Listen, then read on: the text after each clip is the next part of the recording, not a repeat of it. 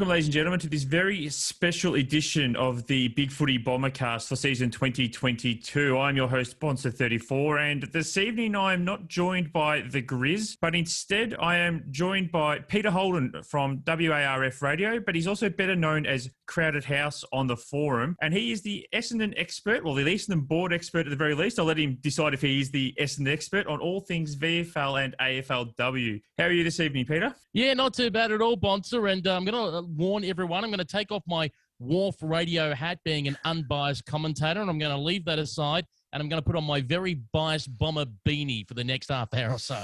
So I said WARF, but it's WARF, is it? We call it WARF Radio as a nickname, but yeah, we spell it out on air as WARF Radio so people know, don't throw in the H when we say WARF. Now, you obviously do a fair bit of commentating for the VFLW. Yeah, what is it? Season 8 now for us, and that includes back when it used to be the VWFL. So we've seen it go through from the pre-AFLW era, like about a month ago. I did my 300th women's footy broadcast, so I'm starting to get grey hair from that. So, yeah, I've been around and seen it a lot, and maybe through a little bit of bias, I've done quite a number of Essendon games this year, probably more than other clubs. So it's been nice to see, after calling Essendon in their first year when there was only the one win for the year and things were looking pretty bleak, to now looking like a side that I guess brings back the good memories like 2000 in the AFL competition when we were just blitzing everybody, taking names and kicking ass. Well, you're right, because many of our listeners might not have paid a great deal of attention to the VFLW this year. I don't think a lot of our listeners actually probably pay attention to the VFL as well. But having said that, Essendon they're undefeated this year, haven't they? But they have had the 12 wins for the year. And amusingly for me anyway, they've also had the 2 draws as we sort of head towards the end of the season. And what's even funnier with the 2 draws is that we had a kick after the siren on both occasions and both just fell short of the distance. So what you're saying is that we actually should be 14 and it really is, we really are having the 2000 sort of reminiscing of the side. Indeed we are, and it's very similar to 2000 where, remember near the end where the second last round we lost to the Western Bulldogs and we kind of limped over the line against Collingwood. This is what happened with our season. Mind you, how our fixture came out, the better sides, including KC, Hawthorn and the Southern Saints we met for the second time, we weren't scheduled to meet them until the back end of the season. So our tougher games have come near the end, and in one way it kind of looks like we're struggling. But now that we've got a pre-finals bye and then we'll have the finals, maybe there hopefully will be a hint of 2000 where it looked like we're struggling. Then in the first week of the finals, we just came out and smacked the Marshmallows by 125 points. That was a very good day. And you're right, I do remember that back of that season. There was a lot of talk after the end of round 22 against Collingwood that maybe Essendon had peaked, and then obviously it turned up and belted North, as you mentioned, in round 1 of the finals. So now in the VFLW, it is a top 6, isn't it? Yeah, we're playing by an unusual top 6 format. So what will happen is first we'll play second. So obviously we're top of the table as minor premiers. We're going to be playing host to Hawthorn at Windy Hill on Saturday, the 11th of June. So that's the long weekend, Saturday, 11th of June at 11:05 a.m. It's a doubleheader on the day. There's Essendon Carlton in the VFL men's straight afterwards. The good news is if you get there for the women's game, entry is free, so you don't have to pay. Come along and watch it. And then what will happen is if we win, we go through and host a major semi-final at Windy Hill against either, because this is where it gets a bit unusual, third place 6th, Casey versus Collingwood, and fourth place 5th, which is Geelong versus the Southern Saints. Now, the highest ranked winner from the elimination finals would play the winner of our game versus the Hawks. Let's say it's us. So it would be most likely Essendon Casey. But if Collingwood caused the upset, therefore, then it goes to Geelong and the Saints, and the winner of that would play us in the major semi-final, if people can follow that. And the good news is, if we unfortunately do lose that qualifying final, we've got the double chance, and we would host a minor semi-final against the second highest ranked winner. So the major semi-final loser, do they get a second chance as well? So say we go ahead and beat Hawthorn and then obviously move on to the second week. If we lose that game, that's a second chance there as well? Yeah, that's the major semi-final. So in the major semi-final, if you lose that, that's when it becomes almost like the old top 4. If you lose the major semi-final, you go to the prelim. If you win the major semi-final, you go straight through to the grand final. Grand final, Saturday, July 3rd, if I'm correct, and that's Sunday, rather. That's the first Sunday in July. It's at Northport Oval, otherwise known as ETU Stadium. So that'll be interesting if we do make it there, because from a viewing point of view, that's a fantastic ground for a grand final. But from our playing point of view, that's probably not the ground that suits our game style. So why doesn't that ground suit our game style? If anyone's been out there to Port Melbourne, it's a very small, compact type of ground, and it rewards those that are in and tough and fight a scrappy pressure contest, where we prefer playing on the MCG-sized oval at the hangar, where we like to get run and carry and spread going, and that's where we blitz sides by simply getting it off the half-back line, getting it quickly over to the wing, up the half-forward flank, and just essentially beating sides on the burst. A lot of our marks, like when they go to Mia Ray Clifford and Renee Tierney in the forward line, it's not like a traditional, let's say, forward where you'd be plonked in the goal square and you've got to try and put it on their head and they'd stand tall and take the mark. They're very much like Lockett, Dunstall, etc., and Lloyd, where it'd be on the lead. You're trying to hit your target on the lead. And when we've got like the hanger and it's spread out and there's bigger pockets, it works brilliantly well. But when you come to something like Northport, that's very much a contested mark type of environment. And again, that doesn't quite suit our game plan. So there'll be some some scratching about the heads for our coaches of how do we adjust our game plan to work that ground best. So saying we make it all the way to the grand final, is the grand final at Port Melbourne similar to, I think the VFL tend to rotate theirs around a little bit? Yeah, the VFL in the last time round used Icon Park. At the moment, that's really out of order because of construction going on there. And I think the VFL men's might end up back at Docklands like it was beforehand for a while. Yeah, right. In the past, what happened was Port Melbourne's Northport would be used for the first 3 weeks of the finals. And then, of course, they go off to a different ground for their grand final. Here in the VFLW, the highest ranked team on the ladder at the end of the home and away season gets to host the finals through the first and second week, but the prelim and the grand final gets played at Port Melbourne. So it does sound like no matter what we do, at some point we will have to travel to Port Melbourne and unfortunately overcome the difficulties that you've previously mentioned. But let's just talk about the VFLW side for a little bit. Now, obviously, Georgia, and I'm going to have a crack at her last name, but I may be Nance Carwin. Is that? That's what I used to say, but I found out it's actually Georgia Nanscorn. So think of it as Nanscorn. So Nanscorn is obviously the VFLW co-captain, and she's also managed to make it on one of our as one of our inaugural AFLW players. How's her season actually gone so far this year? Is she, for those that are unaware, is she one of our better players in the VFLW? Well, to put it this way, with about 3 rounds to go, they stopped publishing the AFL Coaches Association VFLW votes, which obviously as named, they're voted on by both coaches in each game. And she was at the point where she was 1 vote ahead of Hannah Stewart of the Southern Saints. And that was impressive because Georgia missed a couple of games around about, if I remember correctly, I think it was around 4 and 5 when they were just looking at her knee there. There was a little slight tweak to it, but she was okay after that. But yeah, she was leading by 1 vote. There's a theory she might have lost it on the weekend because she was held to about 12 disposals while Hannah Stewart got 19 disposals for the Southern Saints. But certainly she's there in the top 2 of that. We'll know that obviously in a few weeks' time when they announce that winner. And as we know, when it comes to umpires' votes, usually previous winners poll well. And considering that we won more games than the Southern Saints, there's obviously more chances for Georgia to get 3 votes in a game. The only challenge is obviously trying to take votes away from her would have been Sarah Ford, who played for us for a few games at the start of the year. Amelia Radford's been having a good year, Jordan Zanchetta and Joanne Doonan. But you would have to suggest that Georgia would be one of the favourites going in to win the Lambert Pierce medal. Who do we have up forward for the VFLW? So I appreciate that obviously the scores are a little bit lower, but I think that the scores are, if you look at the scoreboard, we certainly do know how to kick a score, and our ladies have definitely improved in that area, I think, this year compared to previous years. Yeah, absolutely. And we must remember as well, when people look at those scores in the VFLW, the game is a lot shorter to the VFL men's, for example. The women play 4 20-minute quarters with no time on. So you think every time that you kick a goal, you lose about 40 to 45 seconds of play, plus any stoppages and the ball that goes out of bounds, etc. So probably in real terms, you get something like about 14 to 15 minutes of play each quarter. Federica Frew is the VFLW leading goal kicker. So she'll win the Rowena Young Award, finishing on, I think it was 27 goals for the season. And we also had a number of players in the top 10, including Cecilia McIntosh. who finished, I think if I recall the top of my head, with about 14 goals. I might be incorrect there, but Cecilia at age 42 was actually considering going into the draft. So virtually coming out of AFLW retirement. Unfortunately for her, she tore the hamstring off the bone a few weeks ago. Jeez. And essentially what the doctors have told her, and she revealed to us on air a couple of weeks ago,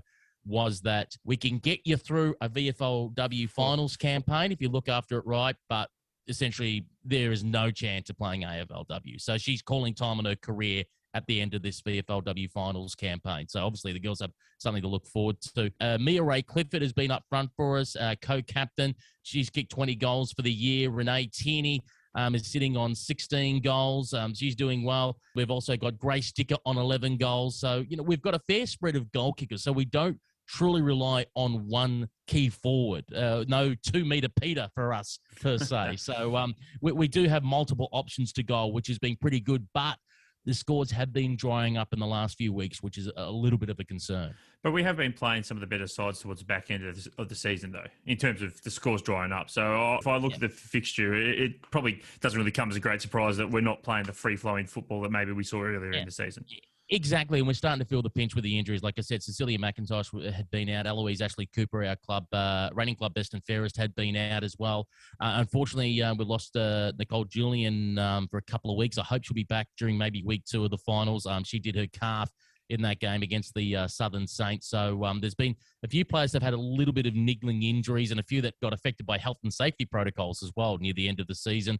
So hopefully they'll all be back and right. And again, with that week off that we have on the weekend of the 4th and 5th of June, and we come back on the long weekend, that'll be enough time for a number of them to recuperate and be back out there. I am amazed by the fact that you said somebody had their hamstring. Was it ripped off the bone and they're going to just nurse that through a VFLW final series? Yeah, exactly. That's Cecilia McIntosh. That's unbelievable. Yeah. So that's an old injury for her. She's re-aggravated it, and that they said that we can. She was jogging around a light jog around Trevor Barker Beach Oval about a week or so ago, and you're almost like, geez, is she ready to get back out there? She's maybe just an emergency for today, and then she goes, well, no, actually, it's pretty bad, and that's going to be my career. It shocked us all when we heard the news. So. And again, she's 42 as well, which is amazing how she's one of our better players as well. And it's not to say that the players below her are terrible. It's just Cecilia is just absolutely fantastic. She's a freak. She's a former Winter Olympian and a former Commonwealth Games medalist as well. So, she's just the elite of the elite. Yeah, we do seem to see that a lot more in the AFLW as well, in that we do have women who have been successful in other sports transitioning over to the AFL and certainly been able to make their mark, and obviously Erin Phillips is the main example there. Yeah, and like we've got a number of cross-coders in the team as well. When we think about it, we've got Joanne Doonan at the moment, who originally was on Carlton's AFLW list in 2020 and then obviously went back home to Ireland when the pandemic hit. She came back out I think about round 2 into the season and then played a couple of weeks later. She's just been racking up the disposals for us and has been put onto our AFLW list. Of course, she is from a Gaelic football background and is just, taken to the game like a duck to water, and even better this time around with a bit more time to focus on her game than she had at the Blues. And then obviously we've got Danny Marshall as well, who's been upgraded to the AFLW list. She's been a linchpin for us in defence, and we can't figure out why the Bulldogs let her go. She's one of our best marks going around, and a booming kick that can kick it about 60 metres. Prior to the AFLW, I mean, she was a NCAA Division II soccer player in the US in the Colorado School of Mines. So, we do know where to find them when it comes to these cross-coders. We might move off from the VFLW, but I will just say that, for success-starved Essendon fans, it certainly appears like the VFLW is going to be something of an outlet for us, because as we know, that the AFL men's side has been appalling for years, and the VFL men, bless their hearts, have made it to a few prelims and never really got much further. So hopefully we haven't jinxed them by stating it, but it does appear like the VFLW, at the very least, will go deep into the final series and should be there on the last day at Port Melbourne. Yeah, absolutely. And we've got quite a number of exciting players out there, such as and Indigenous player Courtney Ugle as well. I mean, she has great leadership quality. She's very aggressive at the ball and at the opponent. She's a pleasure to watch. Amelia Radford at the moment, 3rd in handballs in the league, 10th in kicks in the league. She's one that's flown under the radar. She was leading the Coaches Awards votes around the mid part of the season as well. There's a number of great little stories when you watch our women's side in the VFLW. And as I said, to go from 2018, when we had one win, it was by less than a kick, and we looked pretty ordinary as wooden spooners, to now being in a position where we're top of the table, we're undefeated, we're looking at 2 home finals in a row, and possibly a direct ticket to a grand final. And do I say the P word, a premiership? It's looking pretty good. Jesus, I'm always wary of saying the P word, because it does inevitably come back to bite us, as all Essendon fans will know. But so if we move to the AFLW, if I'm not mistaken, we currently have 17 players on our list, I believe. That's correct. So we've signed 17. That's a mixture of AFLW poachings from other clubs, those that have been upgraded from our VFLW list, and one which we took from a VFLW list from elsewhere, and a NAB Leagues girls player. With those that weren't previously at AFLW clubs, if they previously nominated for an AFLW draft, but had obviously been overlooked, then we were allowed to directly sign them. Those were the rules. So 17 out of 30 spots have been filled. We've got 13 to fill. Most likely 7 of them will be done at the draft. We just got, as of recording, we've got what our draft order is in both the national context and a state-based pool context. And that means probably if we use all those 7 in the draft, we've got roughly 6 spots to play with right now during the sign and trade period, where we can pick up delisted players from elsewhere, those that have previously nominated for a draft but haven't been taken. Or obviously, if we go through the whole draft process and we still haven't filled the 30 spots, then you go into this free agency where, because it's different to the AFL men's draft, it's not a national draft. You nominate for what state you want to be drafted out of. If, for example, we're eyeing someone up in Queensland and they're not taken by either the Lions or the Gold Coast Suns, after that draft, we're actually able to pick up the phone through free agency and sign them directly that way. I do just want to quickly touch on one of the players that we have signed that was previously on a VFLW list, because I'm told that it's stealing her would have been essentially like stealing Sam Walsh from Carlton at the moment. That is Maddie Press-Parkis. How do you view her coming into the Essendon AFLW? Is she going to be, I suppose, the player that we build this side around for the next 5 to 10 years? Let me put it to you this way. She won the AFLW Rising Star Award in 2019. She played in Carlton's grand final for that year against Adelaide. She was named in the best 22 players under the age of 22 from 2017 right through to 2019, and in fact was vice captain of it in both 2020 and 2021. She's Carlton's best and fairest in 2019, 2020, and 2022. And of course, was also a league best and fairest as well. I mean, that just shows the quality of Maddie Press-Parkis. And the best part about it all is she grew up an Essendon supporter and idolised Jobe Watson. So as I keep chanting on social media when we signed some of these who used to follow Essendon growing up, I always keep saying, Wolf of Wall Street, one of us, one of us, one of us. And she's also managed to bring across some teammate, or at least one teammate from Carlton that's going to be beneficial to the side.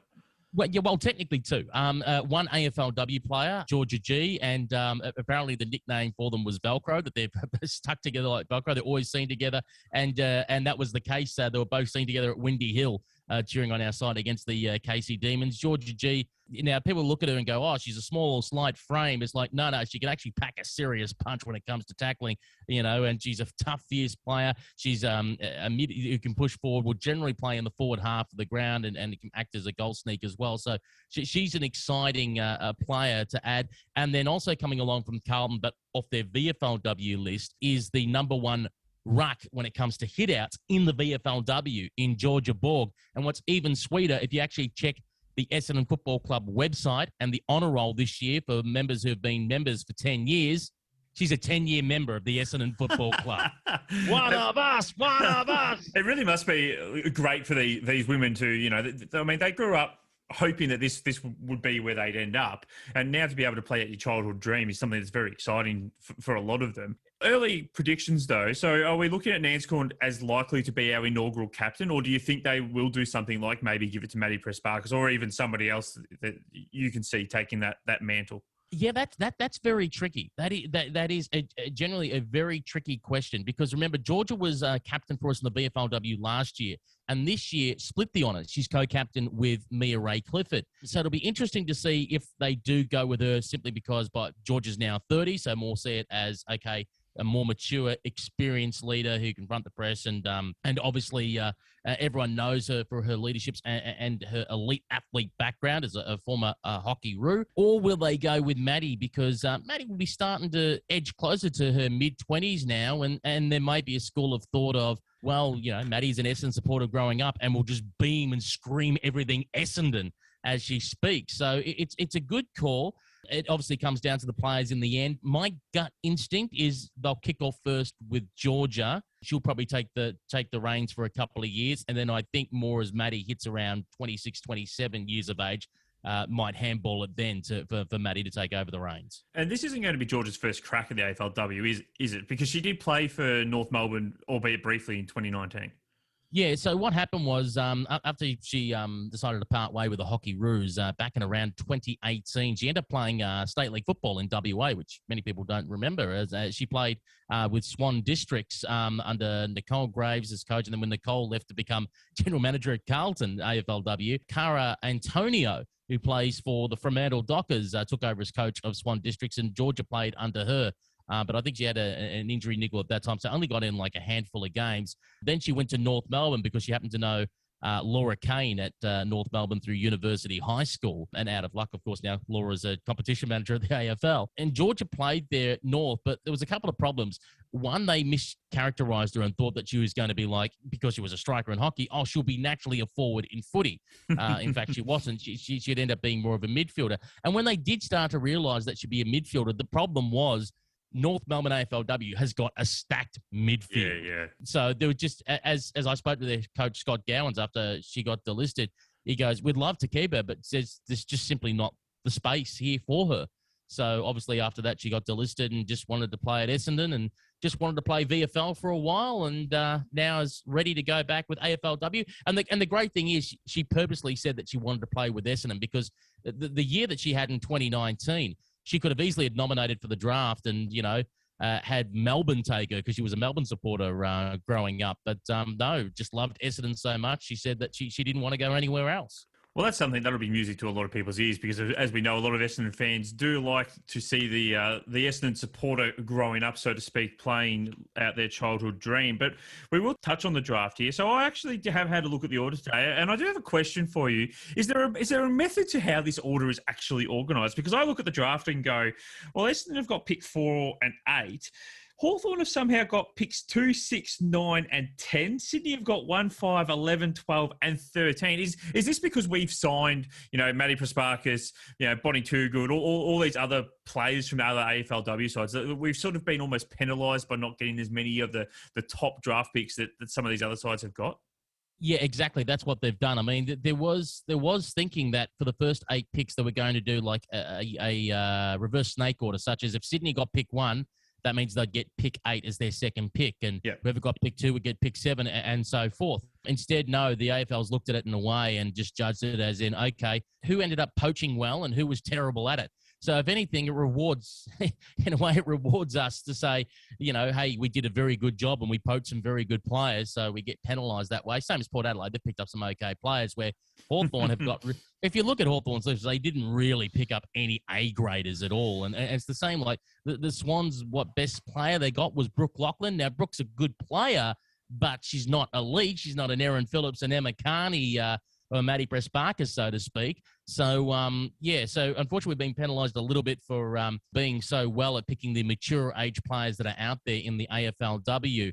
But another way of looking at it is, and as a lot of people have been commenting, this draft pool is actually going to be very weak. A lot of the talk has been it's not going to go too deep. Plus, a lot of players have to be taken out of this draft because of 4 expansion sides. So it's best to probably have the mature age players. I mean, I've been looking at our picks and seeing, who we might try and grab early and who might be a value pick late. And I see it doesn't run deep. But we need to remind people as well, as much as it says picks 4, 8, 32, 35, 47, 64, 82, that's in the national order, but we go as state-based pools. So in reality, when we go into Victoria and compete with the 9 other Victorian clubs, what it means is our actual picks are 2, 4, 17, 19, 25, 33, and 43. I must admit, I had a little bit of chuckle there. You said Port Adelaide picked up some okay players because they obviously picked up Aaron Phillips, so I think everybody by now will know that name for the AFLW. But who do you see Essendon picking up in the draft? I know you've just said it runs a little bit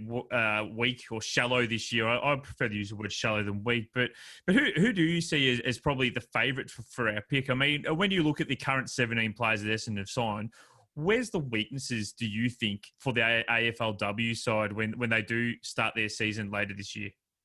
Well, if I look through the team, there's some things that stand out. We need to build up our defence. Sure, we could plug the gap with maybe a couple of VFLW players that are out there if we want to go down the mature path, which I'll talk about in a moment. But I think if we're looking at the youngsters, we certainly have to pick up a number of quality defenders, including running defenders off the back line, even though we did pick up some mids who can play a half-back role. We seem to be right in the mids, but obviously we want to pick up 1 or 2 youngsters to think about our future. Likewise with the forwards. We seem to be pretty much set in the forward line.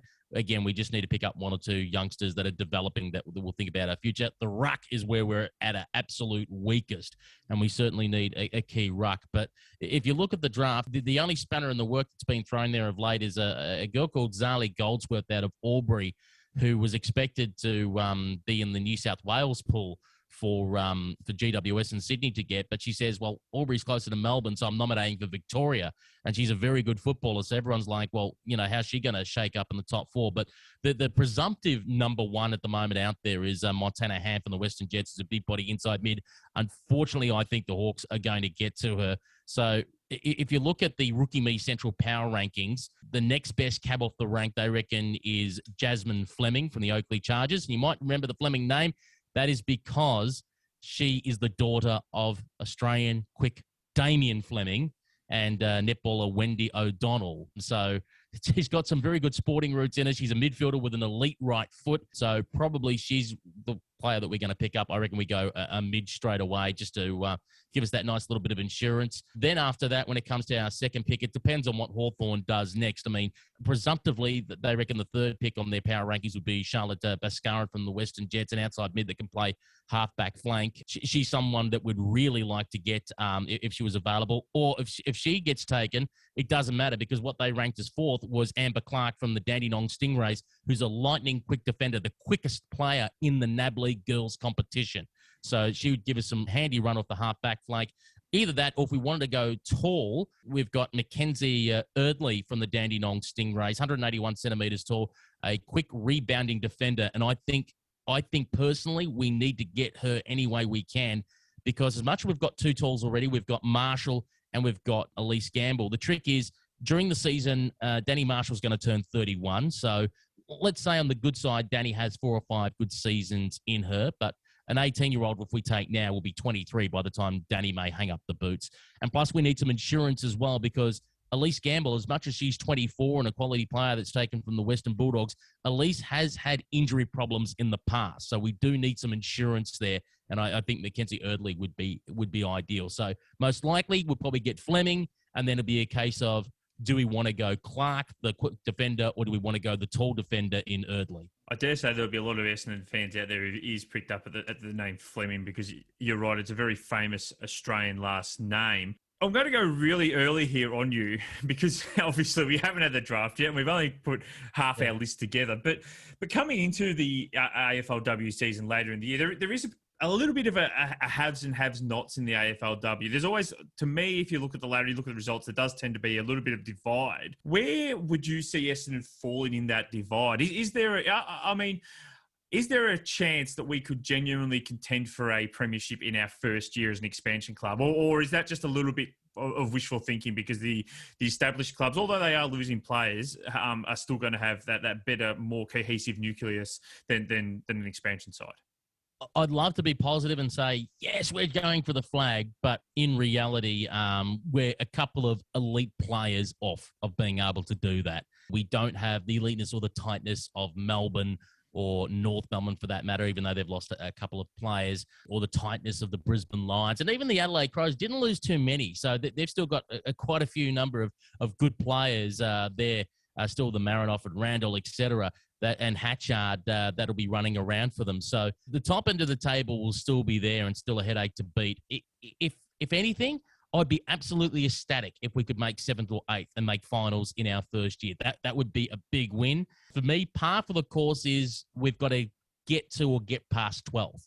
If we can get past the bottom 4, that means we've kind of branched away from the other expansion sides and probably got the edge on hopefully a couple of the sides that have been around for a while. That'll be a good mark for us. And on the future of AFLW, so, I mean, I've actually watched a lot of girls footy at a local level. So I've got some nieces involved in girls footy at a local level. So I've seen it does seem to be improving. So I think I still think there's been a lot of discussion, obviously, that maybe the AFLW isn't ready for these expansion sides, but we're not really expanding for the now at AFLW, are we? We're expanding for the future to give as many a chance as they possibly can. Well, yeah, that's the theory that the league's gone with. I mean, numerous people have different theories out there. Personally, I'm one of those. As much as I love seeing Essendon run around, I probably would have liked to have seen it go at a slower pace, because I see the VFLW, and the VFLW is a lot weaker to what it used to be a number of years ago, and that's because obviously we've taken so many players out of the competition to go up and play in the AFLW. I mean, with great respect to the Essendon side that we've got at the moment, if you put that up against the Darebin Falcons in their prime around 2015, 2016, when they were winning their second lot of 5 flags in a row, we wouldn't beat them, because they were such a quality side, and most of them have all ended up playing AFLW and been stars in the AFLW. So, and that's, again, just a reality of players being taken away. If anything, the way that you can see that the VFLW has dropped off is we knew probably about halfway through the season, we knew straight away, right, who's in contention for finals and who's really not going to make it. I mean, you think of the poor Western Bulldogs. I mean, they had a situation where most of the AFLW players did not play in the VFLW, because of COVID and everything that was going on, and only maybe 2 or 3 played in the back end of the season. And the Bulldogs, 2019, they played in the grand final. This year, just off their VFLW list, they finished last with a percentage of 16.9%. They got mercilessly flogged week after week. Mind you, we did it to them a couple of times. Thanks for the percentage booster.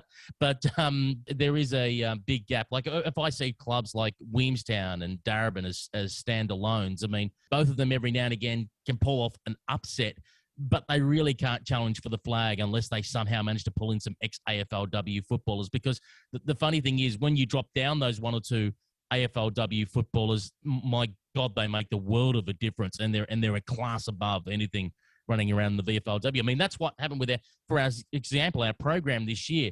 It used to be like all the other clubs. We'd train 2 nights a week, because obviously they're just amateurs really in the VFLW. We upgraded it to 3 nights a week this year, simply because we're building towards an AFLW program. And obviously that's paid off dividends. Plus, it's handy that we picked up a couple of players like, again, Danny Marshall was ex-AFLW, Jordan Zanchetta ex-AFLW, Joanne Doonan ex-AFLW, Isabella Eyre ex-AFLW. So if we didn't get those quality players in, we probably would have been where we were last year, probably sitting around that, 3rd to 5th spot. So I do have one final question before we wrap this up. And I hope it has been as enlightening of a chat for everybody else as it's been for me, because I've certainly learnt a lot tonight about the VFL and AFLW. But what do you think the overall future for the AFLW is in the say the short to medium term? I know they're having the season, they're starting the season earlier this time. Do you believe that's because they're going to try and turn this around and have it run concurrently with the men's season, and potentially even have the women play as the curtain raiser before the men, or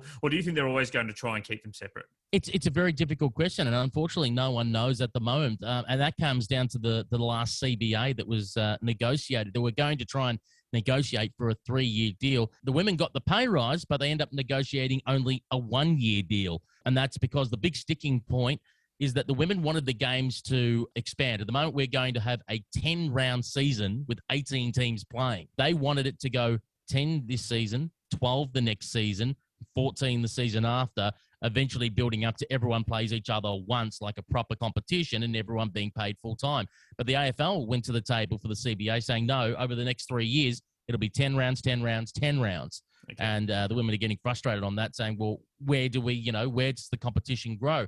And it comes into a tricky spot where if you stay where they're moving the next season, well, this season's happening in the 2023 season in late August. If you do that, if you try to get to an 18-round season, now you're going to be running through Christmas.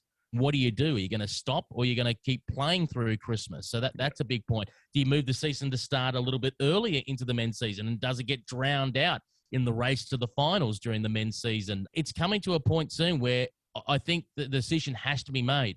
Is it going to be summer and stand alone? Or are we going to go winter and, as you said, act as either a doubleheader or, for an example, if we're playing the Brisbane Lions, if the men are hosting the Brisbane Lions at Marvel Stadium, then the women might be on the road up at the Gabba playing against the Brisbane Lions up there. So like a first 11, second 11 in cricket, how you play at opposite grounds. It is very interesting to see how that will unfold and what the path for the women's footy will take in the future. But unfortunately, that is all our time we have this evening. So thank you very much for joining. I certainly hope that our listeners got something out of that. As always, ladies and gentlemen, if you could please like, comment and subscribe to the podcast. We are most appreciative, and I will be back next week, hopefully with the Grizz, to talk about our stunning victory over the Carlton Football Club in the 150th anniversary of the Essendon Football Club.